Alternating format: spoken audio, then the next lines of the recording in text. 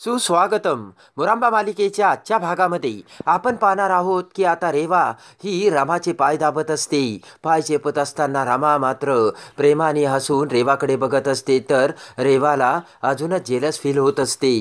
थोडा वेळाने तो पाय बद झाला असं म्हणत आता रमा ही रेवाकडे दुसरा पाय देते आणि डोळे झाकून आता खूप बरं वाटतंय असे रेवाला सांगते. इकडे आता सीमा तिच्या बेडरूममध्ये आनंदला म्हणते की अरे आनंद, रमा आणि अक्षय खूप भांडतायत. तर आनंद हसतच म्हणतो की बरं झालं ते दोघं एकमेकांसोबत भांडले, त्यामुळे रेवाला तरी विश्वास वाटेल की खरंच हे दोघे भांडतायत. तर सीमा म्हणते की आणि आई आजीला सुद्धा कळेल. आनंद म्हणतो की तुला माहीत आहे का, त्या दिवशी जे घडलं नाही ते सर्व प्री प्लान करून घडलंय. कारण त्या दिवशी बघ आपण सगळे एकाच वेळी घरात असणं आणि त्याच वेळेस रेवाच्या आईने येऊन अक्षयची कॉलर पकडून त्याला जाब विचारणं. सीमा म्हणते की तू म्हणतोय तो ते कदाचित बरोबर असू शकतं, पण आता आपल्या अक्षयला आपण कसे निर्दोष सिद्ध करू शकतो. आनंद म्हणतो की त्यासाठीच तर आपण हे सर्व करतोय नाही. सीमा म्हणते की अरे त्यामुळे आपली इज्जत चव्हाट्यावर येईल ना. तेव्हा आनंद म्हणतो की यावेळेस आपले संस्कार महत्त्वाचे आहेत की अक्षयला इनोसंट सिद्ध करणं महत्त्वाचं आहे आई. सीमा म्हणते की आनंद तू अगदी बरोबर बोलतोयस आणि अक्षयने रेवासोबत प्रेमाचे नाटक चालू ठेवले तरच हे शक्य होईल. इकडे आता रेवाने रामाचे पाय दाबून झाल्यानंतर आता रेवा तेथून निघून जाते. अक्षय म्हणतो की बरं वाटलं का पाय चेपून. तर रामा म्हणते किती नाजूक हाताने पाय चेपत होती, बरं झालं, बरं ते जाऊ द्या, मी इकडे या तुमची चंपी करून देते. तर अक्षय म्हणतो की काय करतेस रामा. तर आता अक्षय हा प्रेमाने रामाचे पाय दाबू लागतो. अक्षय आता रामाच्या पायाला तेल लावून गुदगुद्या करू लागतो. तर लगेचच हसत रामा ही अक्षयच्या मिठीत येते आणि प्रेमाने अक्षय हा आता रामाकडे बघू लागतो. एवढ्यात दरवाजावर टकटक असा आवाज येतो. तर रामा म्हणते की आली. तेव्हा अक्षय म्हणतो अहो आलीच. त्यानंतर रमा पटकन कंबल घेऊन झोपी जाते. तर दरवाजा उघडत अक्षय म्हणतो की झोपी लावले आता तिला. तर हसतच रेवा म्हणते ये चालायचं का अक्षय. तर अक्षय म्हणतो हो हो. तर आता अक्षय आणि रेवा त्यांच्या कारजवळ येतात. तर रेवा म्हणते की अक्षय आज मला खूप छान वाटतंय कारण आता आपण बाहेर जातोय ना. तर आता अक्षय लगेचच म्हणतो की माझं वॉलेट राहिलंय. तेव्हा रेवा म्हणते की मग घेऊन ये तू. तेव्हा अक्षय म्हणतो की तू सुद्धा माझ्यासोबत चल, कारण आता अंधारात तू एकटी गाडीत बसू नको, पाठीमागे एकदा साप आला होता साप. तर अक्षय आता रेवाला वॉलेट आणण्यासाठी बेडरूममध्ये आणतो आणि म्हणतो की माझं पॉकेट आता सापडू लाग. रेवा पॉकेट सापडत असते. तर अक्षय आता कुठे गेलं कुठे गेलं असे म्हणत इकडे तिकडे बघत असतो. तेवढ्यात त्याच्या हातात पॉकेट घेत अक्षय म्हणतो हे बघ सापडला आणि रेवाला घेऊन जाऊ लागतो. त्याच वेळेस आता अक्षय रामाला बघतो. तर रामा तेथून बाहेर गेलेली असते हे अक्षयला समजते. त्यानंतर आता रेवा आणि अक्षय गाडीमध्ये बसतात. तर अक्षय म्हणतो रेवा तुला कुठल्या फ्लेवरचं आईस्क्रीम खायचंय. तेवढ्यात त्यांच्या पाठीमागून रमा मोठ्याने ओरडत त्यांच्यामध्ये येते. तर अक्षय म्हणतो की तू इथे कशी रमा. तेव्हा आता उशा लावून रमा कशी त्यांच्या गाडीत येऊन बसली हे आता रमा त्यांना सांगते. रेवा म्हणते की रमा अक्षय तुला नाही तर मला घेऊन चालला, तू इथे काय करतेस. रमा म्हणते की अगं रेवा असं काय करते, तो माझा नवरा आहे. तू माझ्या नवऱ्यासोबत आईस्क्रीम खायला जाते ना, तेव्हा मी सुद्धा माझ्या नवऱ्यासोबत आईस्क्रीम खायला जाते. रेवा म्हणते की अगं मला आईस्क्रीम खाण्याचे डोहाळे लागले, तुला काय झालं. तर रमा म्हणते आईस्क्रीम खाण्याचे कुठे डोहाळे लागतात का, आणि मला सुद्धा आईस्क्रीम खूप आवडते नाही का हो, असे आता रमा अक्षयला बोलते. तर अक्षय म्हणतो की मला आता खूप भीती वाटायला लागली. तर आता रमा एवढ्या जवळ आल्याचे बघून रेवा म्हणते की एवढी पुढे आली तुला काय पुढे बसायचं का. तर रमा म्हणते नाही नाही मी पाठीमागेच बरी आहे आणि पाठीमागूनच मी तुला वठणीवरती आणू शकते. रमा म्हणते की अगं तू पुढे पुढे काय बसली आणि गाडीच्या टापावर काय बसली, मला काही नाही फरक पडत. रेवा म्हणते की तुला आईस्क्रीम खायचं ना रमा, मला सांग मी ते तुला घेऊन येईल. रेवाला रामा म्हणते की अगं घरी बसून आईस्क्रीम खाण्यापेक्षा बाहेर नवऱ्यासोबत आईस्क्रीम खाण्याची मजा काही ओरच आहे.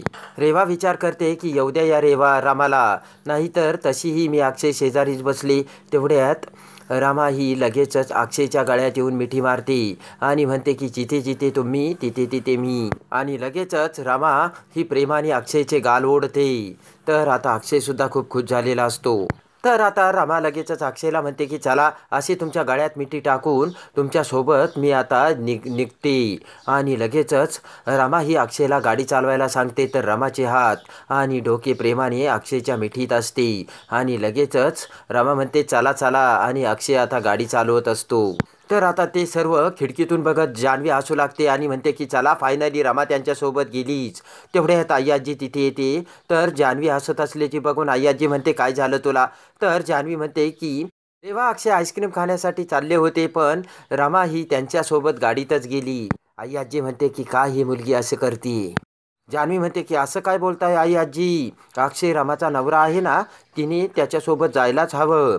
तर इकडे आई आजी म्हणते की अगं आता रेवा ही प्रेग्नंट आहे ना, आणि रेवाच्या बाळाचा बाप कोण आहे हे आपल्याला चांगलंच ठाऊक आहे. जान्हवी म्हणते की हे चुकीचं आहे आई आजी. सुरुवातीलाच मग रेवाने अक्षयला का नकार दिला होता, आणि ज्या वेळेस आता हे घडलं ना त्यावेळेस अक्षय हा बेशुद्ध होता आणि रेवा ही पूर्ण शुद्धीवर होती. तेव्हा हे सगळं जे काही घडलं ना त्याला रेवा जबाबदार असल्याचे जान्हवी आई आजीला बोलते. इकडे आता खाली येऊन आई आजी आणि जान्हवी रमा अक्षय येण्याची वाटच बघत असतात. तेवढ्यात रमा रेवा आणि अक्षय आईस्क्रीम खाऊन तिथे येतात. तर हसतच जान्हवी म्हणते आलेत. तर अक्षय म्हणतो हो, खरं तर या रेवाला आईस्क्रीम खायची होती म्हणून गेलो होतो, आणि मी तुमच्यासाठी सुद्धा आईस्क्रीम घेऊन आल्याचे अक्षय जान्हवीला बोलतो. तर लगेचच आता जान्हवी सर्वांना बोलावत म्हणते की चला चला, रमाने आपल्यासाठी आईस्क्रीम आणली सर्वांसाठी, तेव्हा आपण आईस्क्रीमची पार्टी करूयात.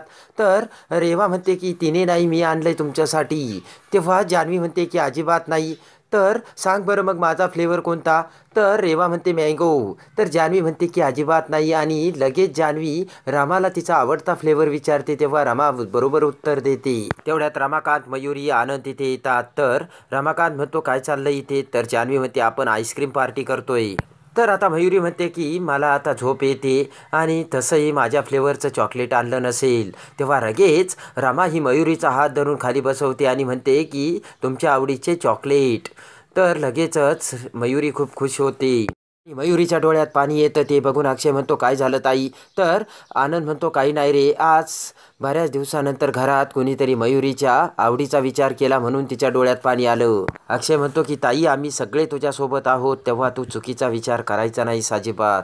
इकडे आता रमा आणि अक्षय त्यांच्या बेडरूममध्ये येतात. तेव्हा अक्षय रमाला म्हणतो की अगं रमा, तू गाडीत बसली आणि आपण बाहेर जात होतो ना, त्यावेळी मला जाम भीती वाटत होती की ही मुलगी अजून दुसरं काही करतंय की काय. अक्षय म्हणतो की ती रेवा अगदी विचित्र मुलगी आहे. तर रमा म्हणते की काही नाही, हे सगळं फक्त तुम्ही माझ्या समोर बोलताय. रमा म्हणते प्रेमाने तर तुम्ही तिचं नाव ठेवलंय ना सुंदरी. तर अक्षय खूप हसू लागतो. अक्षय म्हणतो की तिचा चेहरा असा बारीक पडला होता, आणि लगेचच इकडे रमा ही अक्षयच्या तोंडाला हात लावते. तर अक्षय उठून उभा राहत रमाला आपल्या मिठीत घेतो, आणि प्रेमाने रमाकडे बघत आता अक्षय म्हणतो की जिचं कौतुक करायचं नाहीये, जिच्यासोबत चांगलं वागायचं नाहीये, तिचं दिवसभर कौतुक करावं लागतं. तर अक्षय रमाला म्हणतो की तुझं करू दे ना मला कौतुक, आणि प्रेमाने रमाला आपल्याकडे ओढत अक्षय हा बेडवर पडतो. आणि आता रमासुद्धा अक्षयच्या मिठीत आलेली असते, आणि दोघेही प्रेमाने एकटक बघत प्रेमात हरून गेलेले असतात.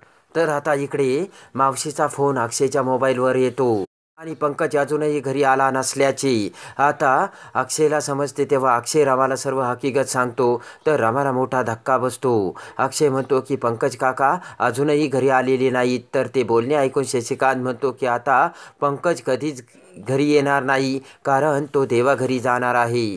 तर आता अक्षय हा पंकजची कशी सुटका करतो आणि शशिकांतची कशी धुलाई करतो हे बघण्यासाठी आणि मुरांबा मालिकेच्या डेली अपडेटसाठी आपल्या चॅनलला लाईक करा, सबस्क्राईब करा.